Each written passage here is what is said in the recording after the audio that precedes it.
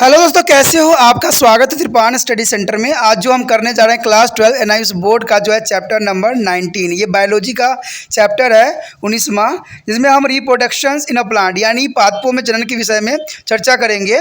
ये चैप्टर जो है बहुत ही इंपॉर्टेंट होने वाला है, क्योंकि हम रिप्रोडक्शन इन अ प्लांट के बारे में समझेंगे और जानेंगे कि पादप जो है जनन कैसे करते हैं। ये चैप्टर उन बच्चों के लिए भी बहुत महत्वपूर्ण है जिनका जो है सीबीएसई में पढ़ते हैं, जिनका एनसीईआरटी बुक है। अगर एनसीईआरटी बुक में अगर ये सिलेबस है रिप्रोडक्शन इन अ प्लांट, वो भी बहुत महत्वपूर्ण रखता है। साथ में 10वीं क्लास के जो बच्चे हैं जो सीबीएसई में पढ़ते हैं, एनसीईआरटी उनका जिसका बुक है, उनके लिए भी ये चैप्टर अत्यंत महत्वपूर्ण है। ठीक है, साथ में यूपी बिहार बोर्ड वाले बच्चों को भी ये काफ़ी इंपॉर्टेंट रहेगा। आपको पता है कि त्रिपान स्टडी सेंटर जो है ये आपको डबल डोज में लेके आता है। इंग्लिश और हिंदी मीडियम का जो है डबल डोज मिलेगा, जिसमें आपको इंग्लिश और हिंदी दोनों ही लैंग्वेज में समझाया जाएगा, जो कि बहुत ही काफ़ी इंपॉर्टेंट रहेगा। इस चैप्टर में हम बहुत कुछ जानेंगे और समझेंगे कि प्लांट जो होती है किस प्रकार जो है अपना रिप्रोडक्शन करती है और कैसे अपना जैसे जो है जनन करती है। तो इसके विषय में हमें बहुत चर्चा करेंगे और जानेंगे। लेकिन उससे पहले एक बात जो मैं हमेशा कहता हूँ, जिसको आपको मानना भी चाहिए, विचार भी करना चाहिए और अमल तो करना ही चाहिए, वो ये है कि जब भी वीडियो देखिए पूरा देखिए, क्योंकि अधूरा जानकारी सदैव खतरनाक होता है। साथ में एक इंपॉर्टेंट बात ये भी रहता है, अगर आप पहली बार वीडियो देख रहे हो तो लाइक शेयर सब्सक्राइब करना मत भूलना। देखिए दोस्तों, लाइक कीजिएगा तो बनाने वाले का जो है प्रोत्साहन बढ़ता है और आपके लिए अच्छा से अच्छा करने की कोशिश करता है। ठीक है, सब्सक्राइब करना आपके हित में है। इसका कारण ये है कि अगर आप सब्सक्राइब करके रखोगे तभी जो है मेरा वीडियो का नोटिफिकेशन मिलेगा। और आपको पता है कि मैं हर क्लास का जो है सब्जेक्ट डालता ही रहता हूँ समय समय पे। तो अगर सब्सक्राइब करके नहीं रखिएगा तो शायद उस वीडियो से आप अनभिज्ञ रह जाइएगा, यानी वो आपको प्राप्त नहीं होगा और आप उसका नॉलेज नहीं ले पाइएगा। साथ में जो अगर आप शेयर करते हो तो शेयर करना एक जग कल्याण के समान माना जाता है। इससे ये होता है कि मान लीजिए कोई जो है बच्चा जो है मेरी वीडियो को उसकी ज़रूरत थी और आपके थ्रू वो वीडियो उसको पास पहुंचा है, तो वो सदैव ही आपका धन्यवादी रहेगा और सदैव ही आपका जो है शुक्रिया अदा करेगा कि तुम्हारे कारण मुझे जो है वीडियो प्राप्त हुआ। तो दोस्तों, आपको पता ही होगा कि त्रिपान स्टडी सेंटर सिर्फ एक क्लास के लिए ही अग्रसर नहीं है, ये कई क्लासों के लिए अग्रसर है। जैसे 8th 9th 10th 11th 12th CBSE के सारे चैप्टरों को कवर करेगा समय के साथ। प्लस जो है एनआईएस बोर्ड का 10th+2 को भी कवर करता है, सभी सब्जेक्टों का। प्लस जो है बीए पंजाब यूनिवर्सिटी का जो है फर्स्ट सेमेस्टर से लेकर 6th सेमेस्टर तक 8 सब्जेक्टों को कवर करता है। प्लस जो है एमए के जो है बच्चे ऑन डिमांड जो मुझे करते हैं कमेंट, उनके लिए भी त्रिपान स्टडी सेंटर जो है अग्रसर है। देखिए दोस्तों, त्रिपान स्टडी सेंटर इतना बड़ा है, विस्तृत है, तो आपको अभी जो है लाइक शेयर सब्सक्राइब कीजिए और अपने दोस्तों के साथ बांटिए। ठीक है, तो भूलिए मत, ये करना आपका फर्ज है और मेरा कार्य करना है, आपको टॉपिक लेके चलना है। देखिए आज देखते हैं हमारा आज टॉपिक क्या है। The important topic here are reproduction in a plant. There is the most important chapter for the all class student. The reproduction in a plant. The reproduction is the one of the most important characteristics of all living beings. It is the production of the ones of one kind. It is necessary for the constitutionalization of their species on the earth and also replace the dead membranes of species. The process by which the living organism produce there is the offspring from the continuity of the species is called reproductions. This mode of reproductions vary according to the individual species and available or condition. It may be simply by division of the parent cells as in the unicellular organism, by fragmentations of parent's body, by formation of the buds and the spore, or it may be a very elaborate of the involving of development of male and female reproductive organs as stamens and pistils. And irrespective of the mode of reproductions, all organisms pass on their heredity and material to their offspring during the process of reproductions. And in the lesson, you will study about the process of reproduction in a plant.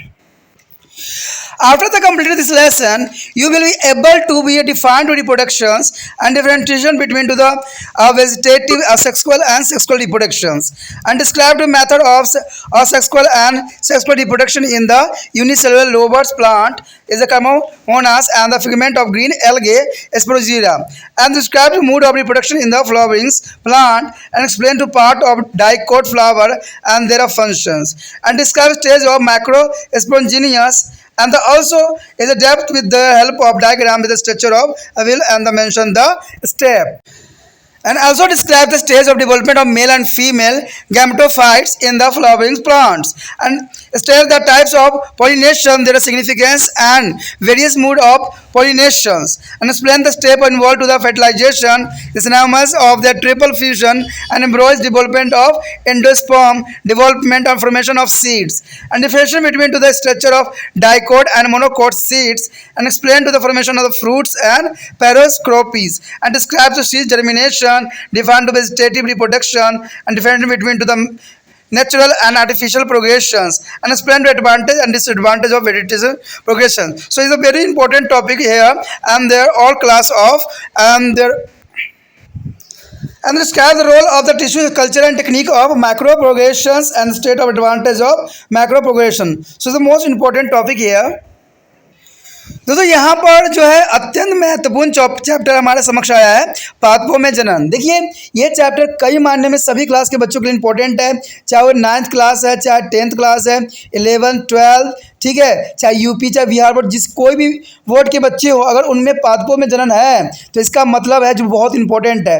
10वीं class के chapter में जो है reproduction animal है या reproduction chapter है जो कि बहुत इंपॉर्टेंट है, उनके लिए भी अत्यंत महत्वपूर्ण है, क्योंकि उनमें दोनों तरह के रिप्रोडक्शन दिए हुए हैं, प्लांट के भी और जो है मेमल्स में भी दिए हुए हैं, ह्यूमंस भी के भी दे रखे हैं।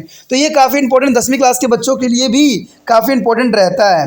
कहते हैं आप इसमें जो है पादप में जनन, देखिए बहुत काफ़ी इंपॉर्टेंट टॉपिक है। कहते जनन सभी जीव प्राणियों की एक महत्वपूर्ण विशेषता है, चाहे वो कहते हैं प्लांट हो, चाहे वो इंसान हो, चाहे पक्षी हो, चाहे जीव जंतु हो, कोई भी हो, सभी प्राणियों की महत्वपूर्ण विविधता है। अपने प्रकार का दूसरा जीव उत्पन्न करना ही जनन कहलाता है, यानी अपने जैसा ही दूसरा जीवों को उत्पत्ति करना ही जनन कहलाता है। पृथ्वी पर प्रजातियों की निरंतरता और किसी प्रजाति के मरे सदस्यों के नए सदस्यों द्वारा पूर्ति आवश्यक होती है। वो प्रक्रिया जिसके द्वारा जीवित जीव अपने जैसे संतान की प्रजातियों की निरंतरता बनाए रखने के लिए उत्पन्न करते हैं, उन्हीं को ही जनन प्रक्रिया कहलाती है, यानी यही चीज़ जो होती है जनन कहलाती है।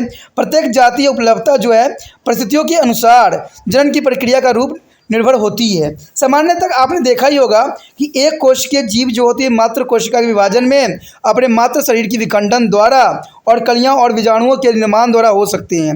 विशेष रूप में जनन जो है विकसित नर तथा मादा जनन अंग जैसे कि पुकेशर और जयंगधों द्वारा होती है। प्रजनन की प्रक्रिया किसी भी प्रकार की हो, सभी जीव अपने अपने अनुवांशिक पदार्थों को अपनी संतान में जनन की प्रक्रिया द्वारा भेजते हैं। ये तो जनरल सी बात है कि जो माता पिता होंगे जैसा ही होंगे वैसे उनके बच्चे होंगे। तो इसका मतलब है कि अपना डीएनए जो होते हैं वो अपने गुण जो होते हैं, अपने अनुवांशिकता जो होते हैं अपने बच्चों में वो ट्रांसफ़र करते हैं। तो इसी को ही जनन कहलाता है और इसके विषय में हम यहाँ पर चर्चा भी करेंगे। लेकिन आपको पता है कि जब आप चैप्टर ये कंप्लीट कर लोगे तो बहुत कुछ आप जान जाओगे, जैसे कि जनन की परिभाषा क्या होती है, कार्य प्रबंधन क्या होती है, लैंगिक जनन में क्या अंतर है, पौधों में जो है क्रमोनास तथा जो है तंतु में हरी शैवाल जो होती है स्पोगायरा, उसमें अलैंगिक और लैंगिक जनन की विधियां का वर्णन भी कर सकोगे। पुष्प पौधों में जनन के प्रकार का भी वर्णन करोगे, साथ में द्विबीजपत्री पुष्पों के भाग तथा उनके कार्य के भी वर्णन कर सकोगे और लघु बीजवाणु जनन की अवस्थाओं का भी वर्णन कर सकोगे और चित्र की सहायता से बीजांड की संरचना अंकित भी करने में आप सक्षम हो जाओगे। ठीक है, पुष्पी पौधे में जो है युग्मकों के विकास की विभिन्न अवस्थाओं के बारे में जान सकोगे और जो है परागण के प्रकार, उनका महत्व तथा परागण के विभिन्न तरीकों के बारे में भी जानना भी आपके लिए काफ़ी रोचक रहेगा। साथ में जो है निषेचन में होने वाले पदों युग्मों के संलग्न और त्रिसंलग्न यानी भ्रूण विकास, भ्रूण पोषण का विकास और बीज के निर्माण की प्रक्रिया का जो है विस्तृत हम यहाँ पर चर्चा करेंगे। साथ में द्विबीजपत्री और एक बीजपत्री बीजों की संरचना का अंततः स्पष्ट कर पाएंगे और फल बनने की प्रक्रिया को जो है अनिफकलन की प्रक्रिया द्वारा भी हम वर्णन करेंगे और बीज जो है अंकुरण के बारे में बात करेंगे। साथ में करके प्रबंधन की परिभाषा भी आप जानोगे, प्राकृतिक कृत्रिम प्रबंधन में भी आप अंतर जानोगे और करके जनन की लाभ और हानियाँ का भी हम यहाँ चर्चा करेंगे और सूक्ष्म प्रबंधन में ऊतक और प्रबंधन तरीका की भूमिका क्या रहेगी और इसका सूक्ष्म प्रबंधन के क्या लाभ है, इसके बारे में जो है हम विस्तार से यहाँ चर्चा करेंगे। तो आप देखते हैं सबसे पहले कि हमारा टॉपिक आज क्या है। The first topic is modes of reproduction. Friend, the various mode of which is a plant reproduces are there are types. There is only 3 types of reproduce are plant here: vegetative, asexual and sexual reproduction. There is vegetative is the most important also as a sexual and sexual.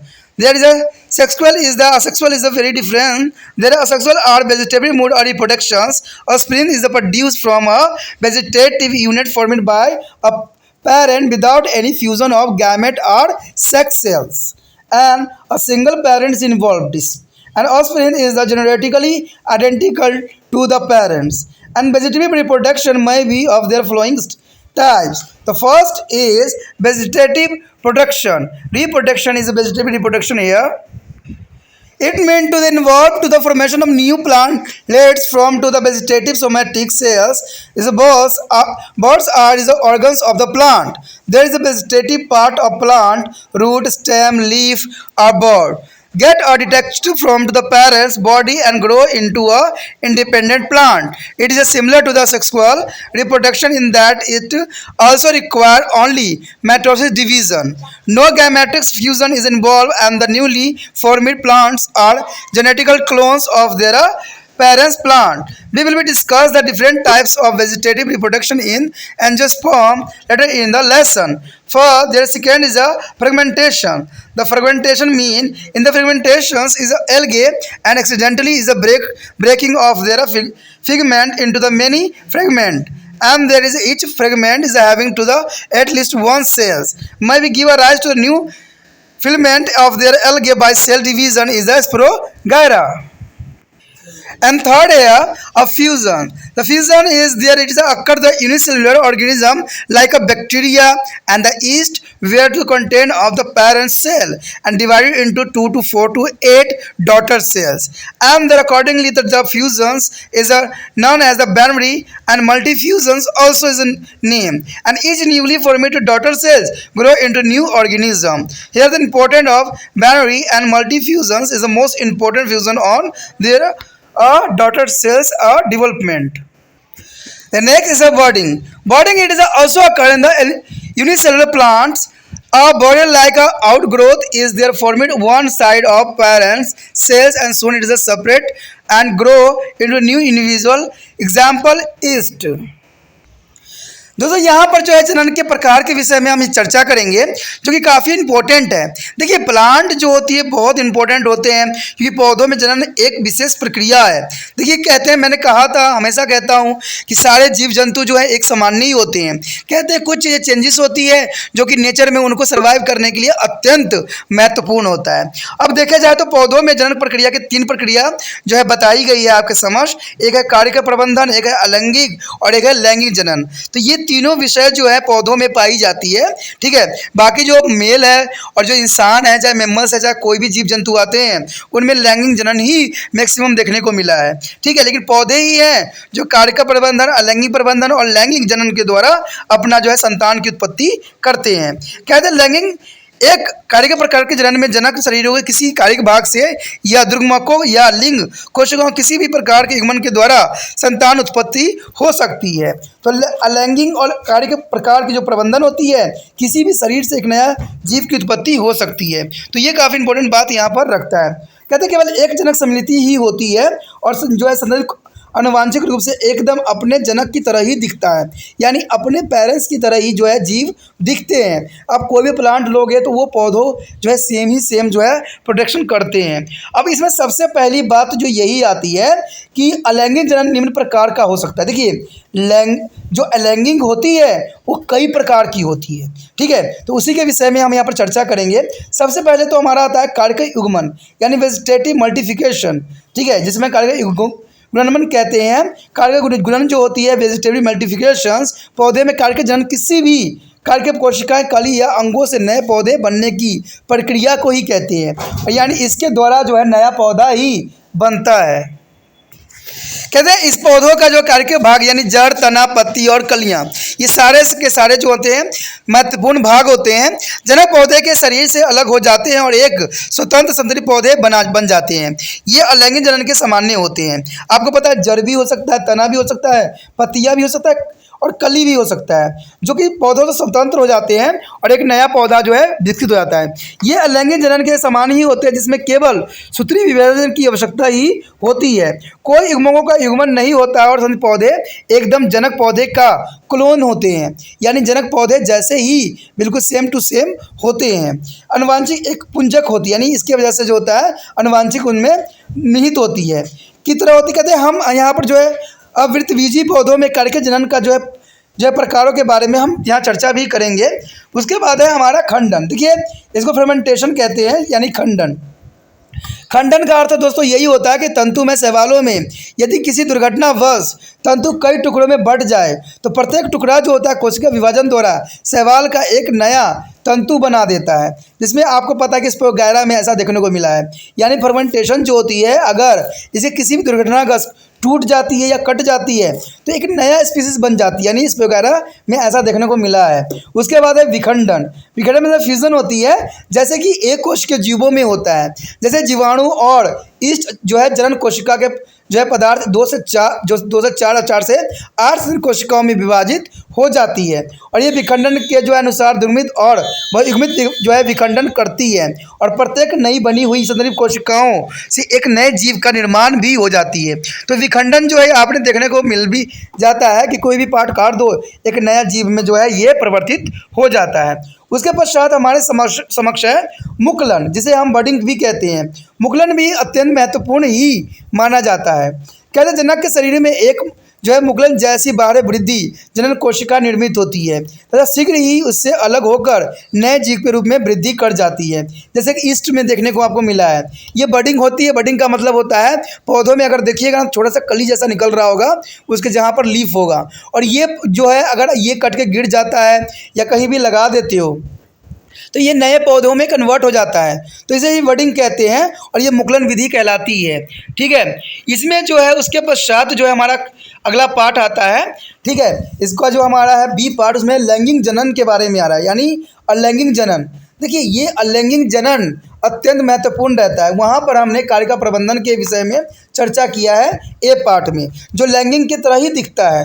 ठीक है, लेकिन अब जो है हम लैंगिक जनन के विषय में यानी असेक्सुअल रिप्रोडक्शन के बारे में जानेंगे कि आखिर ये होती क्या है। ये अलैंगिक बीजाणु द्वारा होता है, जो कशाम्बिक यानी फ्लैजलेट अथवा आकांक्षी यानी नॉन फ्लैजलेट हो सकती है, यानी कशाम्बिक और कशाम्बिक अकशाम्बिक कशाम्बिक के रूप में हो सकती है, यानी फ्लैगलेट या नॉन फ्लैगलेट के रूप में भी हो सकती है। कहते हैं बीजाणु निर्माण निम्न श्रेणियों के पौधे जिनमें जो है बायोफाइटस और टेरेटोफाइटस आते हैं, विशिष्ट प्रकार के जनन भाग जनक पौधों में अलैंगिक रूप में परिवर्तित होते रहते हैं। इन्हें बीजाणु भी कह सकते हो आप, या सूक्ष्मदर्शी होते हैं और जो है ये सृजनात्मक भित्ति द्वारा ढके हुए रहते हैं, और इन्हें जो है अनुकूल वातावरण मिलता है तब ये अंकुरित होकर नया पौधा बन जाता है। उदाहरण अगर आपको समक्ष प्रस्तुत किया जाए तो ब्रेड आपको पास होगा ही, उसमें फफूंदी लग जाती है, या मांस या फर्न आदि इन्हीं जीवों का जो है एक सच्चा उदाहरण है, जिसको आप देख भी सकते हो और समझ भी सकते हो। उसके पश्चात हमारे समक्ष है लैंगिक जनन। लैंगिक जनन जो होता है इंसानों में भी होता है, जिसमें नर और मादा की आवश्यकताएं होती है, तो इसको हम सेक्सुअल रिप्रोडक्शन कहते हैं, जिसमें नर और मादा जनन कोशिकाओं की संलग्न होती है। नर तथा मादा जनन अंगों का जो है अनगुणित यानी हैप्लॉइड्स जनन कोशिका उत्पन्न होते हैं। जनन कोशिकाओं के संलग्न के निषेचन भी कहा जाता है। इसे हम सिंपल भाषा में निषेचन भी कह सकते हैं, और इसके परिणाम स्वरूप जो होता है युग्मक जाइगोट यानी द्विगुणित का निर्माण करती है, और जाइगोट का पुण्य परिवर्धन एक नई संतति को जन्म देती है, जो कि द्विगुणित यानी डायप्लॉइड्स होते हैं। जीवन चक्र की अवस्था में जो है अर्ध गुणसूत्र भी होते हैं, और जो है संतति अपने जनक की अनुवांशिक क्लोन भी नहीं होते हैं, यानी कुछ तो होते, देखिए अनुवांशिक क्लोन नहीं भी होती है और कुछ होते भी हैं, क्योंकि ये चीज़ें डिपेंड करता है उनके कौन सा जो जीन्स है वो डोमिनेट कर गया है। तो ये बात काफ़ी इंपॉर्टेंट होता है कि जो द्विगुणित या डायप्लॉइड्स होते हैं जीवन चक्र की अवस्था में अर्धसूत्रण भी होता है, और अपने जनक की अनुवांशिक क्लोन नहीं भी होता है। ठीक है, उसके पश्चात हमारा टॉपिक है our next topic is aphyxis.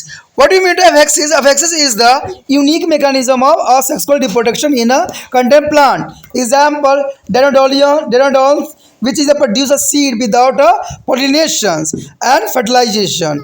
In a Greek, apomix means away from act of mixing. at the sign, since there is no fusion of the male and female gamete, any somatic cells are available which are diploids give a rise to the embryos and then available to the mature into the seed. The seed are there depressed. There is an interesting fact that apomix is there asexual process but are depressed. It is a seed like those plants and that is undergoes to sexual reproduction. There is a so this diagram is a no pollination and there is no pollination other side. But view and seeds are here. There is a affix means a sexual reproduction contain a plant adenodonians which produce seed without pollination and fertilization. Affixes means a seed produced without pollination and fertilization. Mean दोस्तों यहाँ पर जो है असंगत जनन जो है काफ़ी इंपॉर्टेंट रखता है। आपको पता है कि असंगत जनन का मतलब यही होता है जो अलग होता है, लेकिन यहाँ अलग की बात बताई जाए इसमें किसी भी संयोग की आवश्यकता ना हो, लेकिन ऐसा नहीं होता है। आपको पता है कि त्रिपाण सेंटर भी अकेला नहीं है, क्योंकि इसके साथ आप सब जो है बच्चे जुड़े हुए हो, आप सब बच्चे जो है काफ़ी हेल्प भी कर रहे हो, ठीक है। क्योंकि आपको पता ही है कि आपको हेल्प करने के लिए थोड़ा सा ही कार्य करना होता है कि जब भी अगर आप वीडियो देखते हो, अगर आपको अच्छा लगता है तो उसको जो है व्हाट्सएप स्टेटस पे लिंक को जो है कॉपी करके दूसरे बच्चे तक पहुंचाने के लिए अग्रसर होना पड़ता है, क्योंकि ये ज़रूरी भी है। कहते हैं कि देखिए प्लांट में कुछ गुण होते हैं जिसकी वजह से वो अकेला ही जनन कर सकते हैं, लेकिन कहते हैं हम ह्यूमन बींग्स हैं, ह्यूमन बींग्स जो होते हैं अकेला कुछ भी कार्य करने में सक्षम नहीं होते हैं, उनके दूसरे हाथ की आवश्यकता होती ही होती है, दूसरे व्यक्ति की जरूरत पड़ती ही पड़ती है। तो इसी तरह से जो है त्रिपाण सेंटर को भी आपकी आवश्यकता है, और आपकी आवश्यकता इसलिए है क्योंकि त्रिपाण सेंटर का जो एम है वो ये है कि सब बच्चों तक पहुँचे और उनको जो है सही ज्ञान का जो है मार्गदर्शन किया जाए। तो इसके लिए आपकी आवश्यकता है, और ये तभी हो सकता है जब आप लिंक को व्हाट्सएप स्टेटस पे 24 घंटे के लिए लगाते हो, क्योंकि आपका व्हाट्सएप स्टेटस कोई ना कोई ज़रूर देखेगा, और देखने से क्या होगा वो इस विषय में भी जान लेगा कि यहाँ पर जो है बायोलॉजी का चैप्टर लगाया गया है जो कि अत्यंत महत्वपूर्ण है। अगर वो बायोलॉजी का सब्जेक्ट पढ़ते होंगे तो वो उसको देखेंगे, अगर नहीं पढ़ते होंगे तो वो लीव कर जाएंगे। लेकिन क्या पता अगर वो बायोलॉजी उनके बच्चे या कोई रिश्तेदार पढ़ता होगा तो वो ज़रूर आगे शेयर करेंगे। तो इस प्रकार जो है चैन बनेगा, और चैन बनने से हर एक व्यक्ति तक ये वीडियो पहुंचेगा जो जिनको इनकी ज़रूरत है। इससे जो है आप त्रिपाण सेंटर में एक हाथ का कार्य करोगे जो कि काफ़ी इम्पोर्टेंट रहता है। तो इसमें सोचने वाली बात नहीं, विचार करने वाली बात नहीं है, क्योंकि हम प्लांट नहीं है, क्योंकि प्लांट जो होता है या कुछ जीव होते हैं वो असेक्सुअल रिप्रोडक्शन भी कर लेते हैं, लेकिन यहाँ पर जो है हमें एक दूसरे के साथ की आवश्यकता है, ठीक है, तभी जाके जो है कोई प्रोग्रेस कर सकता है। तो ये अत्यंत महत्वपूर्ण बात था आपके लिए। अब देखिए यहाँ पर जो है असंगत जनन, असंगत का मतलब ही यही होता है कि बिना किसी की आवश्यकता बिना, यानी किसी की जरूरत के बिना, यानी एपेक्सिस मीन्स असमान जनन किसी पौधों में अलैंगिक जनन की एक अनूठी प्रणाली है। कह सकते हो कि बहुत ही यूनिक एक सिस्टम है, जिसमें उदाहरण के लिए अगर डेनोडिलियन को परागण और निषेचन के बिना ही बीज उत्पन्न करते हैं। देखिए परागण और निषेचन के बिना ही ना तो उनमें पोलिनेशन होती है ना उसमें सेक्सुअल रिप्रोडक्शन होती है, उसके बिना भी बीज उत्पन्न करने की क्षमता इनके अंदर रखता है। अगर ग्रीक भाषा में देखा जाए तो अपरिमिक्स का मतलब होता है, अपमिक्स का मतलब होता है असंगत जनन का अर्थ है मिश्रण क्रिया के बिना ही, away from act of mixing, क्योंकि इस प्रक्रिया में नर और मादा युग्मकों का संलग्न नहीं होता है, यानी नर और मादा की आवश्यकता इसमें नहीं होता है। और बीजांड की एक द्विगुणित कारिका कोशिकाओं सीधे एक भ्रूण को उत्पन्न करता है, और जब वह एक बीज के रूप में परिपक्व हो जाता है तो इन बीजों के बाद में प्रकीर्णन हो जाती है। कहते हैं रोचक बात यह है कि असंगत जनन की कोशिकाएं जो है अलैंगिक प्रक्रिया के द्वारा होता है, यानी असंगत जनन जो होती है एक अलैंगिक प्रक्रिया होती है, लेकिन ये पादप अपने बीजों का उसी प्रकार प्रकट करते हैं जैसे कि लैंगिक जनन करने वाले पौधों में होता है। यहाँ पर एक डायग्राम भी आपको शो हो रहा होगा जो कि काफ़ी इंपॉर्टेंट है। यहाँ पर देखिए परागण नहीं है, ऊपर निषेचन भी नहीं है, फिर भी बीजांड हो रही है और बीज की उत्पत्ति हो रही है। अब ये जो है ऐसा संभव तभी हो जा जब अपेंडिक्स के रूप में पौधों को देखा जाए। तो ये जो है विशिष्ट यहाँ पर रहता है, परागण नहीं भी हो रहा है और बीजांड भी है और निषेचन भी नहीं है और बीज भी नहीं है। पर next topic is reproduction in a lower plants. Friend, is the most important topic here. Reproduction in a lower plants. Here you will be studying the different types of reproduction in the two lower plants. One unicellular algae and chromosomes, and there other is a multicellular filamentous या algae sporogyra. There is a chlamydomonas is the unicellular algae. There it is the haploids, a unicellular algae found in fresh water. There are characteristics of Chlamydomonas means a unicellular algae. The unicellular algae is here. It is the haploids, a unicellular algae found in the fresh found. And there is the second is the plant body is a bear shape with the two flagella attached at the narrow end. That is the most important thing here. The two flagella attached at the narrow ends, and one side of the cell is a light sensitive eye spot is present. There is a one sides of the cells a sensitive eye spot is present here, and the large cup-shaped chloroplast is also present on this. To about the center, undefined nucleus is present also, and chloroplast contain a single peroids. And given figure here present of the diagrams of chromosomes of the algae is the here two like a flagella present here. There is a flagella is the most important part of this animals is the papilla is present on upper side, and the basal body and two flagellums is present here, and also present a contrast vasculus and cytoplasma is present here, and eye spot is one there present, and the cup shaped their chloroplast and nucleus also present in here, and peroids and starch gain, and their cell walls are covered for the all of the body. This is important for the algae group. दोस्तों यहाँ अत्यंत महत्वपूर्ण आ गया है हमारा पहला जो है जनन के लिए, ठीक है, एक कोशिकीय शैवाल, यानी जो एक कोशिकीय शैवाल होते हैं उसमें किस प्रकार जो होते हैं अपना निम्न जनन करते हैं। कहते हैं हम निम्न सतर के जीव एक कोशिकीय शैवाल और जो है क्लोमोमोनास और दूसरी जो बहुकोशिकीय तंतुमय शैवाल स्पोगायरा में जनन की जो है प्रकारों का हम अध्ययन यहाँ पर करेंगे और जानने की कोशिश करेंगे कि इसमें प्रजनन किस प्रकार होती है और कैसा ये जीवन अपना यापन करता है।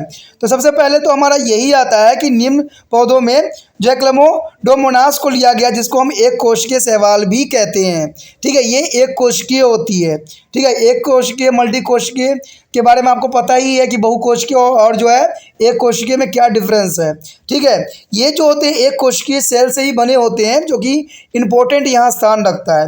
अब कहते हैं कि कुछ बातें हैं जिसको आपको पता होना चाहिए कि इनकी जो है हैबिट कैसी होती है, कैसी लाइफ स्टाइल इनकी होती है। कहते हैं ये एक कोशिकीय शैवाल होते हैं जो अलवणीय जलीय तालाबों में पाया जाता है, यानी अलवणीय जहाँ लवण ना हो, यानी ये फ्रेश वाटर में प्रेजेंट होते हैं, जो कि बहुत ही खासियत इसका रखता है। यानी जहाँ भी आपको ये जीव दिखे समझ जाना कि ये पानी जो है काफ़ी फ्रेश है, इसलिए ये जीव जो है यहाँ पर सर्वाइव कर पा रहे हैं। कहते हैं पादप शरीर जो है नाशपाती के आकार का होता है, जिसमें संकरे सिरे से जुड़े हुए दो कशाम्ब होते हैं, यानी ये फ्लैजिला की बात कर रहा है। इसके अटैच जो बॉडी से अटैच होता है दो फ्लैजिला जो होते हैं दोनों साइड प्रेजेंट होते हैं।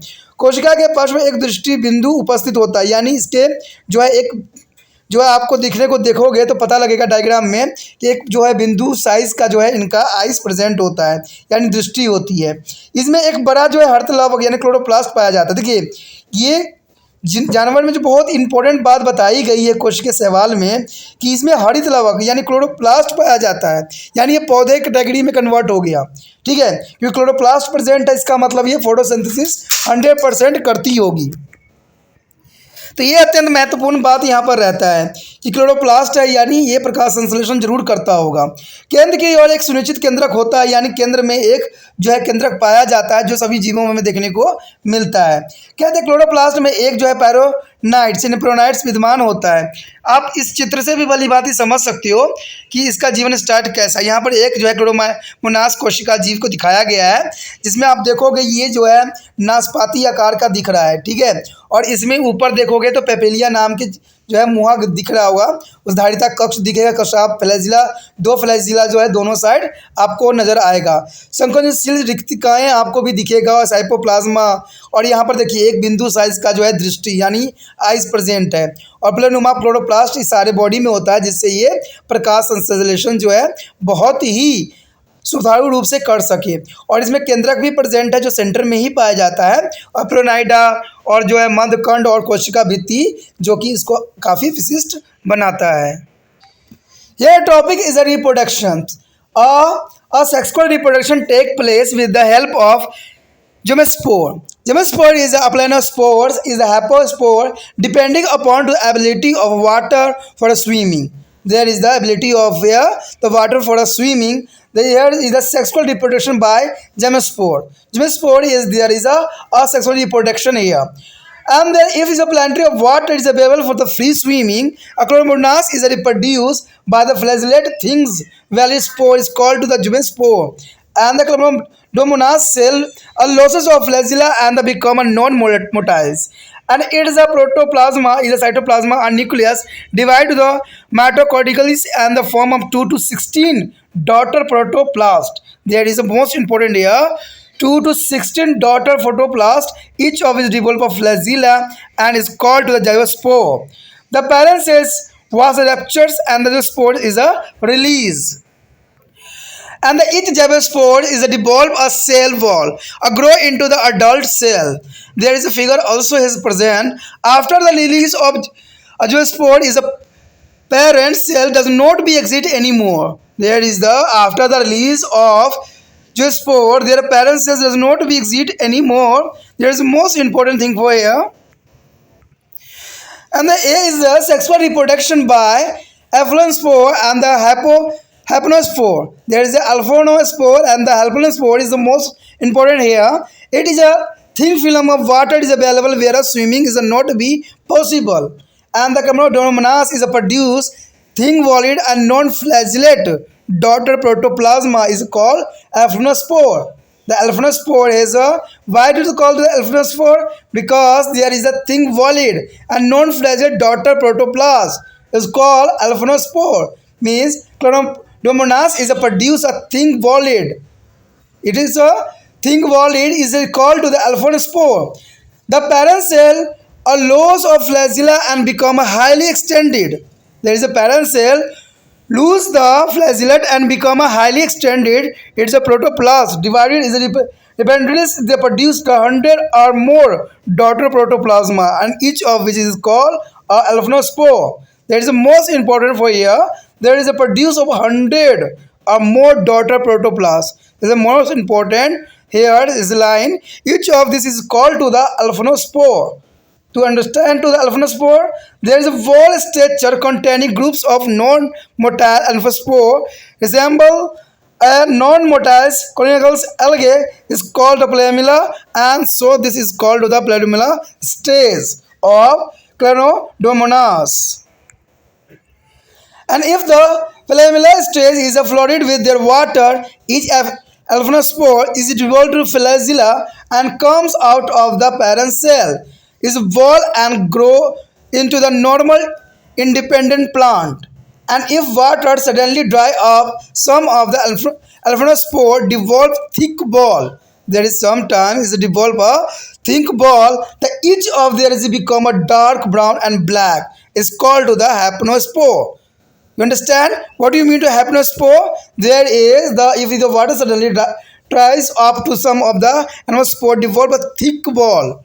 Is that each is become a dark is brown and black. It's called to the hapnospore. When the favorable conditions are present and water is available for swimming, there is a favorable conditions are present and the water is available for swimming. Each hapnospore rupture to release a protoplast. They develop a flagella, become a gymnospore and grow into the normal chromonas plant. दोस्तों यहाँ अत्यंत महत्वपूर्ण हमारे समक्ष आया है कि हमें जो है चलावी जीवाणु द्वारा जो है लैंगिक जनन किस प्रकार होते हैं, जिसमें जो है क्लोरोमोनास हमारे समक्ष आया है और इसके बारे में जो है विस्तार से जानना हमारा फ़र्ज बन जाता है, क्योंकि इसके बारे में अगर विस्तार से जानिएगा तभी समझ में आएगा कि आखिर इसमें क्या प्रोसेसिंग होती है। ठीक है, जनन में कैसे प्रोसेसिंग होती है और इनका जो होता है चलवीजाणु द्वारा जो है लैंगिक जनन कैसे होती है, क्योंकि किसी भी चीज़ के बारे में अगर विस्तार से आप नहीं जानिएगा नहीं समझिएगा तो उसको समझ नहीं आएगा। इसलिए जो हमारा यहाँ क्लोरोमोनास जो है इसके विषय में पूरी जानकारी दी जा रही है, जो कि बहुत महत्वपूर्ण रखता है। कहते हैं ना कि अधूरा जानकारी हमेशा खतरनाक होता है। कुछ बच्चे ये कहते हैं कि बहुत लॉन्ग वीडियो है। दोस्तों आप छोटी वीडियो में क्या समझ पाओगे, कुछ भी समझ नहीं आएगा आपको। कहते हैं आप थोड़ा सा यहाँ से समझोगे यहाँ से निकल जाएगा। कहते हैं अगर अगर आप सागर में से अगर थोड़ा सा गागर भरते हो तो गागर इज मोस्ट इंपॉर्टेंट रहता है। मान लीजिए सागर है, अगर सागर पूरा आप पढ़ लेते हो, अच्छे से समझ लेते हो, तो इसमें से कुछ ना कुछ बातें आपके माइंड में जरूर रहेगा और एग्जाम में आप अच्छे से अच्छे करने की कोशिश 100% कर सकती हो। ठीक है, और ये तब करोगे जब आप मुझे प्रोत्साहित करोगे, तभी मैं आपके लिए वीडियो अच्छे से अच्छा बनाऊंगा और तरह तरह की बातें जो है आपको सामने रखूंगा जो आपको समझ के लिए महत्वपूर्ण रहेगा। तो इसलिए जो है आप जितना हो सके इसको शेयर करने की कोशिश कीजिए, जितना हो सके उन बच्चों तक इस वीडियो को पहुंचाने की कोशिश कीजिए जिनको ये ज़रूरत है। तभी हम समझेंगे कि आपने अच्छे से अच्छे कार्य किया है और तिरपान स्टडी सेंटर इसके लिए सदैव ही आपके आभारी रहेगा, क्योंकि मुझे हर एक बच्चा भी इम्पोर्टेंट रखता है जो बायोलॉजी पढ़ता है लेकिन उनको समझ नहीं आता है। क्योंकि मुझे पता है, देखिए दोस्तों, गरीब जो बच्चे होते हैं वो मेहनती होते हैं क्योंकि उनके पास सुविधाएं नहीं होती हैं। ठीक है, इससे त्रिपाण सेंटर जो है इस सुविधाओं के रूप में जो है आपके समक्ष प्रस्तुत हुआ है। क्योंकि मुझे पता है जो बच्चे गरीब हैं वो आगे चल के अच्छे से अच्छे डॉक्टर बन जाते हैं, अच्छे से अच्छे लैब टेक्नीशियन बन जाते हैं, क्योंकि वही आगे चल के हमारे देश की भविष्य सुधार सकते हैं। बड़े लोगों में क्या होता है, उनके पास तो सुविधाएं होती है, उनको किसी चीज़ की ज़रूरत ही नहीं पड़ती, लेकिन गरीब बच्चों को बहुत स्ट्रगल करना पड़ता है। और मैं चाहता हूँ कि इसके माध्यम आप बनो। अगर मान लीजिए आपके भी कोई आसपास कोई गरीब बच्चे रहते हैं जिनको इन वीडियो की ज़रूरत है, जिनके पास लंबे बड़े बड़े ट्यूशन नहीं पढ़ सकते, बड़े बड़े कोचिंग सेंटर को ज्वाइन नहीं कर सकते हैं, तो कम से कम इन वीडियो से उनको बहुत ही नॉलेज और बहुत ही ज्ञान की बातें समझ में आएगी जो उनके बायोलॉजी के सब्जेक्ट में जो है उनके प्रोग्रेस में आगे हेल्प करेगा। और इसका माध्यम आप बन सकते हो। तो सोचना नहीं है, विचार नहीं करना है, व्हाट्सअप स्टेटस पे लगाना है और जो ज़रूरतमंद बच्चे हैं जो बायोलॉजी पढ़ रहे हैं उन तक पहुंचना है। और ये कैसे पहुंचना है ये मुझसे अधिक आप भली भांति जानते हो। तो हमारा जो टॉपिक है दोस्तों जनन, देखिए जनन जो होती है अत्यंत महत्वपूर्ण होता है किसी भी जीव जंतु में। यहाँ पर अगर हम देखेंगे चल बीजाणुओं द्वारा अलैंगिक जनन, यानी इसका जो सिंपली सी बात बताया जा रहा है, क्लोरोमोनास जो होती है, यानी क्लोरोमोनास जो होती है, कसाम जो है गिर जाते रहता है, वो गतिशील हो जाते हैं। इनके कशाब जो होते हैं यानी इसके फ्लैजिला जो होते हैं गिर जाते हैं और ये गतिशील हो जाते हैं। कहते हैं प्रोटोप्लाज्मा जो है साइटोप्लाज्मा तथा केंद्रक जो है सूत्री विभाजन द्वारा विभाजित होकर 8 स्पोर बन जाते हैं। देखिए यहाँ पर जो है मिटोसिस द्वारा होता है, यानी सूत्री विभाजन, ये भी जो है 1 से 2 बनने का तरीका है। कहते हैं जब तक कोई 1 से 2 नहीं बनता है ना, तब तक आगे उसका जो है प्रोग्रेस नहीं होता है। जैसे मैंने कहा ना कि मैं एक हूँ तो आप लोग मुझे अनेक बनाओगे, तो उसी तरह से यहाँ पर है कि सूत्री विभाजन द्वारा विभाजित होकर ये 8 से स्पोर बन जाते हैं, तभी जाके जो है इनका जो है ग्रोथ होता है। जनन कोशिका की भित्ति फूट जाती है और चल बीजाणु जो है मुक्त हो जाते हैं, यानी जो आगे जीव अपना जीवन उत्पत्ति करने वाले होते हैं वो जो होते हैं फूट के जो है अलग अपने आप में विभक्त कर लेते हैं। प्रत्येक स्पोर जो यहाँ पर जो स्पोर होते हैं एक कोशिका भित्ति बन जाती है और यह बढ़कर एक व्यास कोशिका का रूप ले लेती है। यानी इस तरह से जो है इनमें जनन होने की प्रक्रिया होती है, यानी ये अलग हो जाता है, कोशिका भित्ति बन जाती है और वो बढ़कर एक व्यास जो है दूसरा रूप धारण कर लेती है। तो ये जो है जनन कोशिकाओं के इसके आगे कोई अस्तित्व नहीं पाया जाता है। ठीक है, तो अगर हम देखें आगे चल के जो है लैंगिक जनन के बारे में, the next topic is sexual reproduction. What do you mean by sexual reproduction here? Chromonas is reproduced sexual by the isogametes and endogametes and the oogametes depending upon to the species. The chromonas is the most important animal here. That is reproduced by their isogamy, anisogamy and the oogametes depending upon to the species. There is sexual reproduction by the isogamy, means isogamy is exhibited by the chromonas is a agonates to Sabrogaria. There is the most important animal is a Eherobanuria, Cenobaria. If there is a male and a female cell become a non-motile by losing their flagella. That is the most important here. The male and female cell become a non-motile by losing their flagella. The protoplasma is each of the cell divided is a mathematically into the 30 to the 64 daughter cell. It is the most important. There is a protoplasm of each cell divided or mathematically into 30 to the 64 daughter cell, and each daughter cell develop of flagella and is released in a water by their ruptures of mother cell wall, and each of these cells act of a gamete. There is each of their cells act as gamete. There is the most important here. The gametes are Morphologically identical is a structure but different physiologically or chemically. There is the most important thing here. The gametes are morphologically is a identical is a structure but different physiologically and chemically. And gamete release in a water from a two different mother cell, a fuse in a pair forming a quadriflagellate zygote.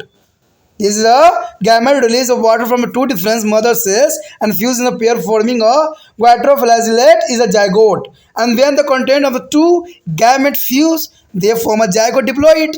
There is gamete fuse. Two gamete is a fuse here, and they form a zygote diploid.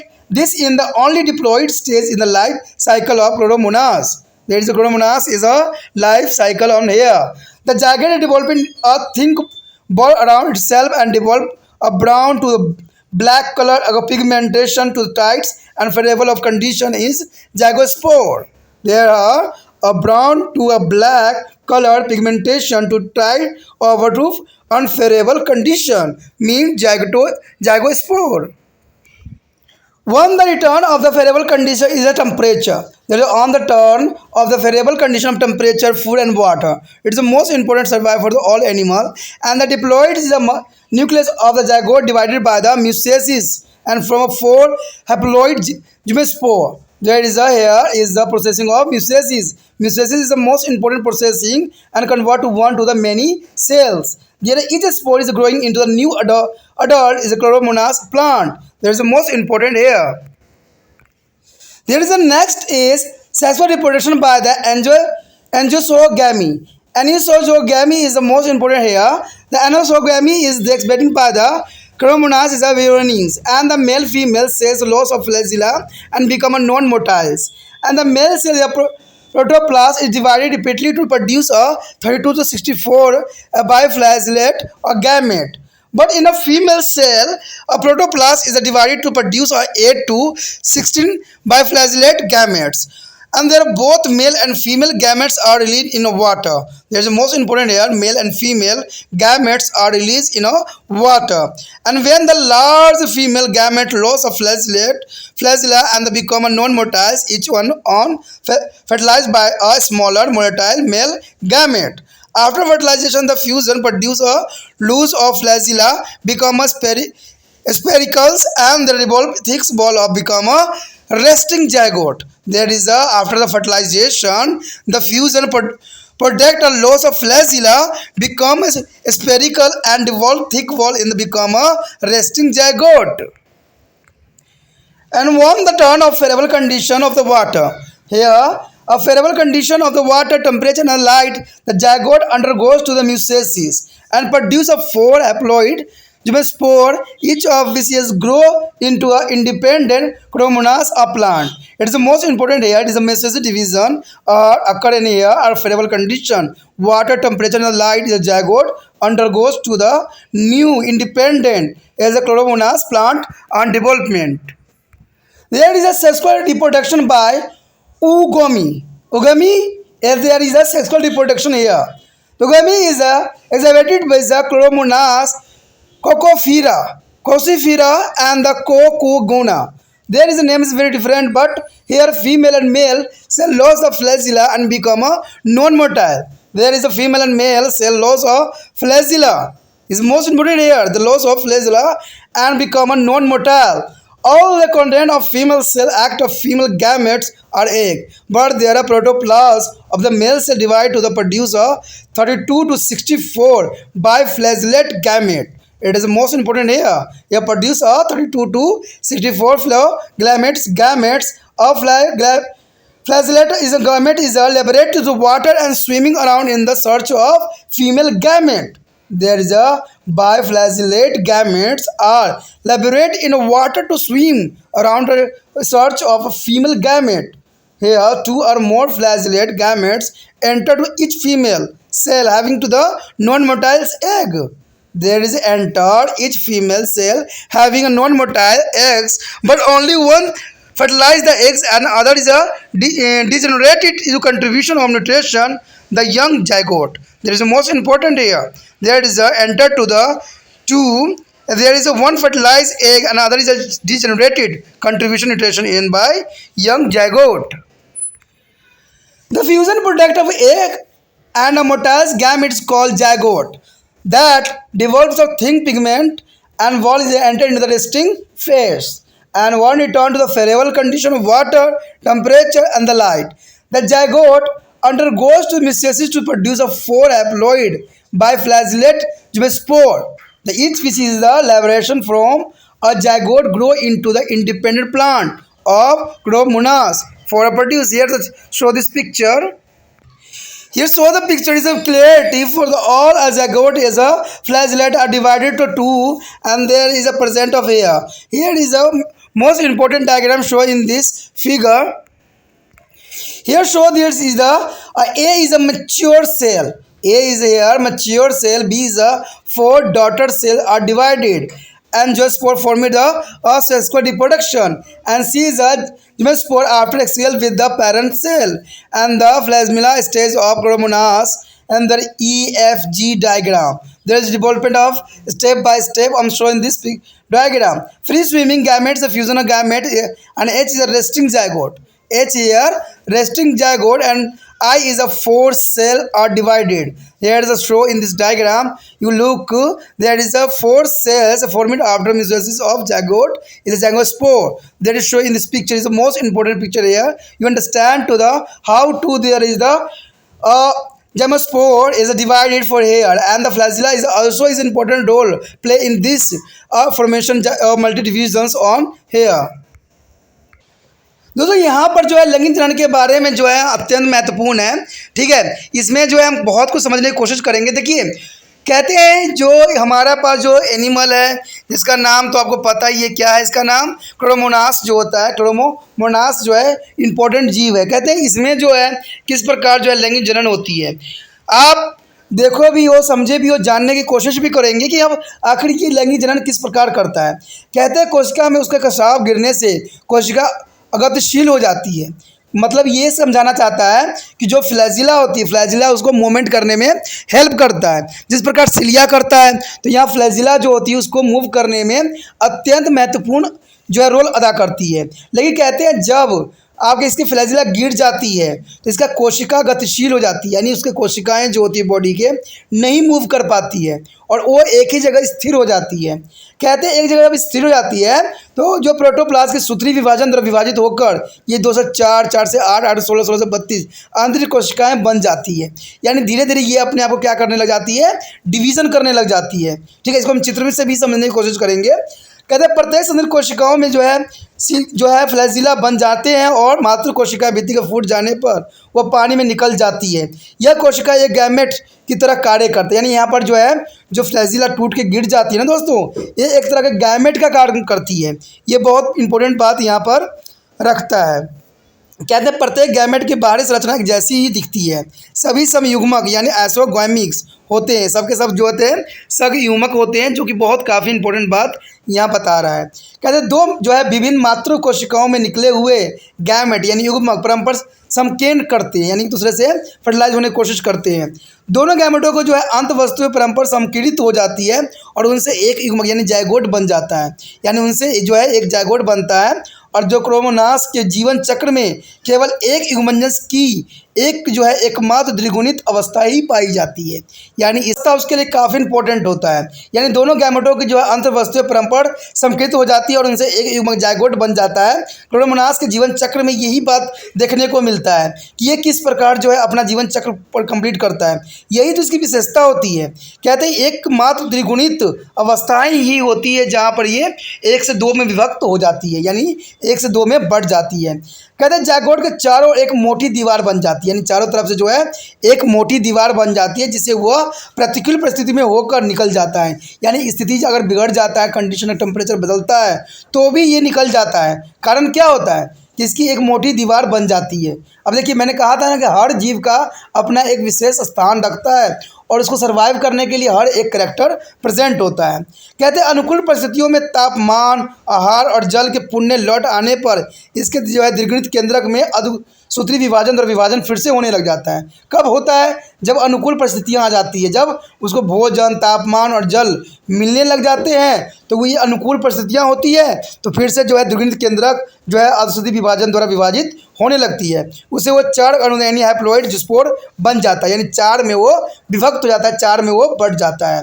प्रत्येक जो है इसमें spore में वृद्धि होकर एक नया व्यास जो है क्लोरोमोनास बन जाता है, जो कि काफ़ी यहाँ पर इंपॉर्टेंट रखता है। जैसे आप डायग्राम में भी देखोगे कि डायग्राम में देखिए जहाँ पर आपको दिख रहा होगा, ए से अगर स्टार्ट करते हो तो पहले देखिए इसमें कितना बड़ा जो है फ्लैजिला प्रेजेंट है, ठीक है। लेकिन अगर आप दूसरा डायग्राम में देखोगे तो फ्लैजिला ही नहीं है, लेकिन ये 4 डॉटर सेल में कन्वर्ट हो गया है, ठीक है। और 4 डॉटर सेल में जैसे कन्वर्ट हुआ है तो इसमें फिर से जो है फ्लैजिला आ गया है। अब ये फ्लैजिला आ गया है तो आप देखोगे यहाँ पर जो है 3 चित्र आपको दिख रहे होंगे एक लाइन से, जिसमें एक में जो है 4 जो है फ्लैजिला है, और यही फ्लैजिला जो होती है बार बार डिवीज़न हो के अपना नए जो है जीव की उत्पत्ति करने में अत्यंत महत्वपूर्ण योगदान देता है।